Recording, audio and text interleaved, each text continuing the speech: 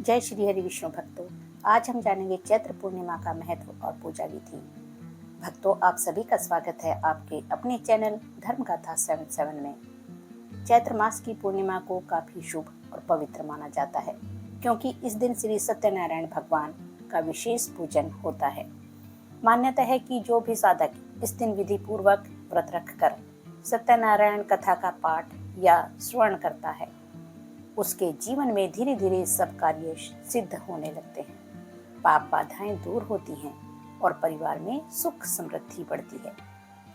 इस दिन सत्यनारायण व्रत के साथ लक्ष्मी पूजन और चंद्रमा के दर्शन करके अर्घ्य देने की भी परंपरा है, जिससे धन, नौकरी, व्यवसाय और घर की शांति में वृद्धि होने की आशा की जाती है।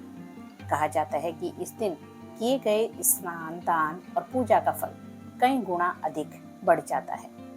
तो भक्तों, आइए जानते हैं चैत्र पूर्णिमा का महत्व, पूजा विधि, पौराणिक कथा और कुछ खास उपाय जो आप चैत्र पूर्णिमा के दिन कर सकते हैं। चलिए पहले जानते हैं चैत्र पूर्णिमा का महत्व। हिंदू धर्म में चैत्र पूर्णिमा का विशेष स्थान है। यह दिन चैत्र माह की अंतिम तिथि होती है और इसी के साथ एक पवित्र मास का समापन होता है। इस दिन भगवान विष्णु, माता लक्ष्मी और चंद्र देव की पूजा का विशेष महत्व बताया गया है। मान्यता है कि इस दिन गंगा स्नान करने से सारे पाप नष्ट हो जाते हैं और दान पुण्य करने से जीवन में सुख शांति आने लगती है। भक्तों, इसी दिन हनुमान जयंती भी कई स्थानों पर मनाई जाती है, जिससे इस दिन का महत्व और भी अधिक बढ़ जाता है। अब सुनेंगे चैत्र पूर्णिमा की पौराणिक कथा। पौराणिक कथा के अनुसार एक समय की बात है, एक गरीब ब्राह्मण था जो बहुत दुखी जीवन जी रहा था। एक दिन एक संत ने उसे चैत्र पूर्णिमा के दिन व्रत रखने और दान पुण्य करने की सलाह दी। ब्राह्मण ने पूरी श्रद्धा से व्रत रखा, स्नान किया और गरीबों को अन्नदान किया। कुछ ही समय बाद उसकी सारी परेशानियां दूर हो गई और उसका जीवन सुख समृद्धि से भर गया। भक्तों, इस कथा से हमें यही सीख मिलती है कि सच्चे मन से किए गए व्रत और दान का पुण्य फल अवश्य ही मिलता है। अब जानेंगे पूजा विधि।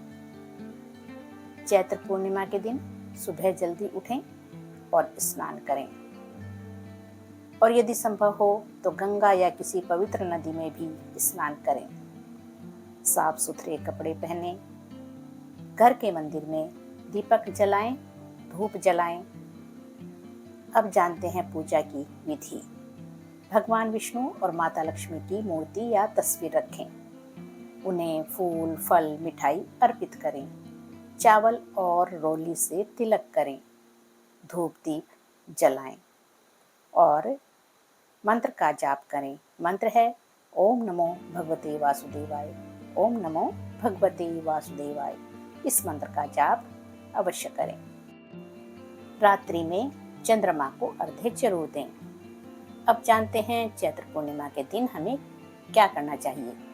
गरीबों को दान देना चाहिए, अन्न, वस्त्र और धन का।